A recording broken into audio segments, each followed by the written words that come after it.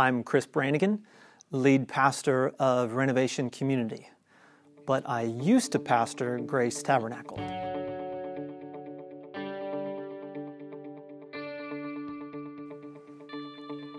In June of 2013, my wife, our 2-week-old son, our chocolate lab, and I moved down from Kansas City, where I attended seminary, to begin pastoring in Fort Worth, Texas. There's something called the Life Change Index scale. It's a way to quantify the level of stress you're under from important life changes. When I began pastoring, our stress levels were off the charts. In the span of 30 days, we'd had our first child, moved across the country, we quit our old jobs, we started new jobs, we switched churches, took a drastic cut in household income, and my health quickly deteriorated. I was learning how to be the pastor in this dilapidated church with low morale, and I struggled to balance my time as a bivocational pastor, decide what to do with our facilities, and I knew our church had to change and begin reaching the immediate community, which no longer looked like the people within our church walls. But change, especially the type of changes to become a more culturally diverse church, can be incredibly difficult on everyone. As my stress increased, multiple underlying autoimmune disorders worsened. I was getting sick almost every week. I still get sick almost every week. And I live with constant pain and fatigue and frailty. I never have good days with my body anymore. I only have not bad days. I started getting depressed, and resentment and anger started consuming me. And I continually learned of new major issues in our facilities that would cost thousands to repair. Major issues like foundation repairs, roofs that needed to be replaced, faulty construction, multiple faulty AC units. And for years, the federal government says my salary puts me below the federal poverty line. And it seemed like every other month I'd learn about another colleague or former seminary classmate who completely walked away from ministry. Before I took the job to pastor Grace Tabernacle, the pastor at my home church advised against it. And after taking the job, it didn't take long before others suggested I should seek out greener pastures elsewhere.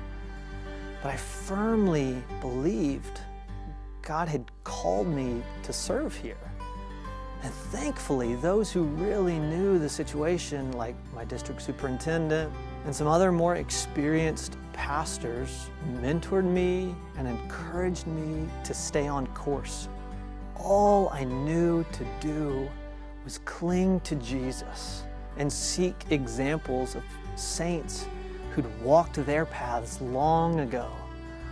Especially my hero, George Mueller, a pastor in Victorian England, who started an orphanage housing over 1,000 children and never asked for a dime of money.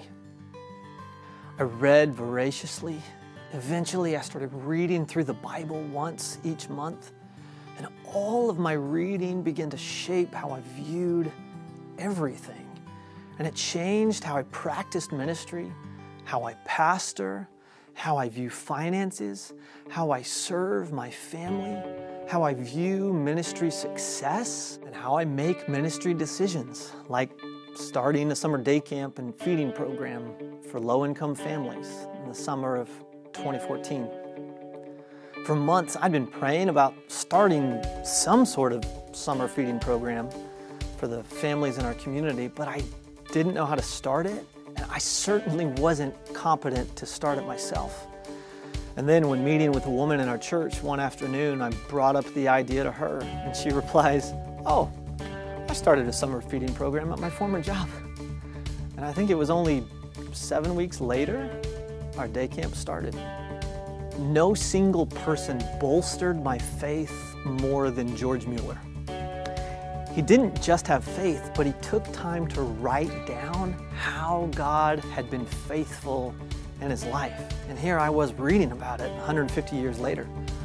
So I made a commitment years ago as a type of thank offering to God to follow Mueller's example of, one, never asking anyone other than God to financially support our church, two, to regularly share the stories of God's faithful provision for our church like George Mueller did. And slowly, the culture in our church began to change. We started becoming this people willing to trust God with wherever He would lead us, no matter how crazy it seemed. We'd begun a conversation with the largest church that rents our space about buying the facility because we weren't bringing in enough income to pay for it. But one day, I heard God say, "Stop trying to sell your building. I'll provide all you need to keep it. And you'll be pastoring here for at least another 20 years. I started understanding some of our church's most important ministries would happen outside of the traditional church framework or what we did during a Sunday worship service, like our summer day camp and feeding program, our intern program, and starting new churches. And God gave me the faith to pray some big prayers. To a congregation of about 35 people one Sunday, I asked our people to join with me in praying for 300 campers for our second year of day camp.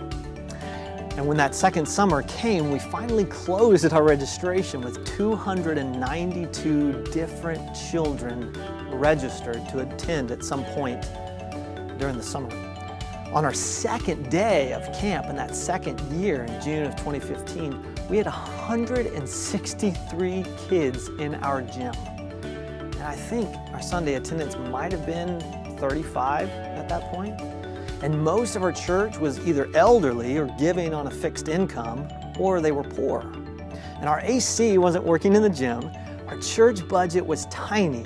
We were too small and too financially weak to run a ministry like this. And we weren't asking people for money. Back then, our camp was totally free, so we weren't even asking our camp families for money. But God began to show His power and reveal a real-world example to God's words in 2 Corinthians 12:9, "My power is made perfect in weakness." And the money that we never asked for just started rolling in. The most recent piece in our story is the public launch of Renovation Community. In church jargon, Renovation Community is a church restart. So the church that had had a beautiful history here in this location had been meeting here in Southwest Fort Worth for a long time. In 1964, a group of people formed Wedgwood Church of the Nazarene.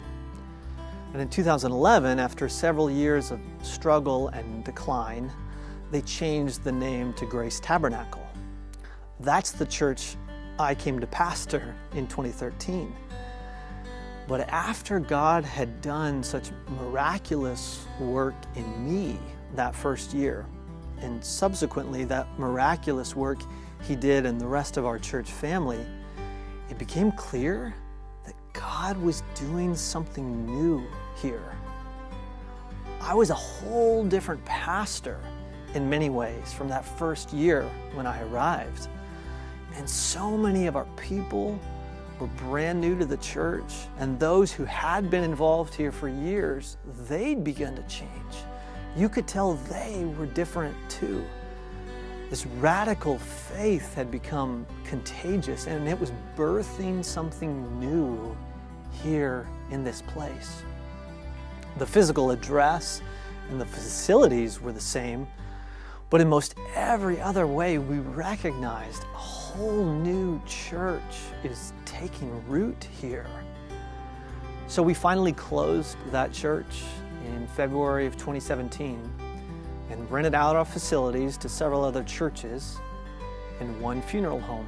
And with a small group of faith-filled people, we began planning the Renovation Community Church, which finally launched October 14th, 2018. We like to say Renovation Community is a church for fixer-uppers.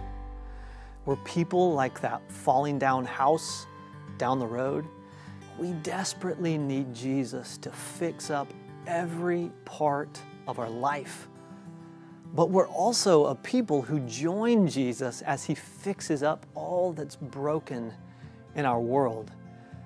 And we want to show the world how to walk by faith. Summer of 2014, back when we first started our summer day camp, was when I realized Jesus was giving me a whole new faith to understand life's storms. Sure, Jesus, He had calmed some of my storms, and praise God for the times that He had. Those are miraculous times. But just as miraculous is how He increased my faith during the storms. In Matthew 8 and Mark 5, two of the places we read about Jesus calming the storm, we see it's the disciples who are focused on the storm, not Jesus. What's Jesus focused on during the storm? The disciples' faith, or their lack of faith. When you turn to Jesus, the things of earth grow strangely dim. The things of earth are all still here. The storms in life, they're very real. I still go through storms. My body is in immense pain right now. We still need to replace all the air conditioners in our gym, and Saturday I learned of another big leak in our roof. But those things are so incredibly dim when I set my eyes on the captain of the storm. And if Jesus isn't worried about those things, I won't worry about them either. Reading those old missionary biographies also put my own storms into perspective, by the way. Hudson Taylor buried 5 children and 2 wives, so I'll gladly take an achy body and a leaky roof. I mentioned that for years we've lived below the federal poverty line, but that's just because all the federal government looks at is a salary number on a paycheck. They don't know how to calculate the gifts a loving Heavenly Father gives to His children. George Mueller's autobiography is just filled with accounts of receiving financial gifts for his orphanage, the church he pastored, and for his family. That started happening to us when I began following Mueller's path. Our church and my family has received thousands of dollars over the years, money we don't ask for. And whenever we get a special gift in the mail, I always take a picture and post it online.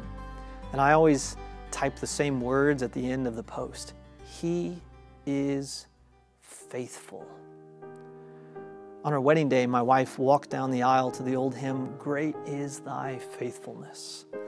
And in my years of ministry service, our church, and the life I now live, I've had so many opportunities to proclaim God's faithfulness. And the proof of His faithfulness isn't in a lack of storms, it's in an abundance of His presence. His presence is right here in the boat with you. So the government can call me poor, and the doctors can call me sick, and the world can call our church crazy. All that matters is I have a loving and faithful God who calls me His. I was changing our 2-year-old's diaper this morning while I sang, "Turn Your Eyes Upon Jesus." I was singing until he told me to stop. And it suddenly hit me what I had really been doing during my darkest time. From the summer of 2013 to the summer of 2014, spending countless hours reading the Bible and all those missionary biographies, I was turning my eyes toward Jesus. Helen Limmel wrote that hymn when she was 55. By that point, she was poor, blind, and alone. Her husband had left her when he couldn't cope with her blindness anymore. And yet she writes these beautiful words, "O soul, are you weary and troubled? No light in the darkness you see? There's light for a look at the Savior, and life more abundant and free. Turn your eyes upon Jesus. Look full in His wonderful face, and the things of earth will grow strangely dim in the light of His glory and grace."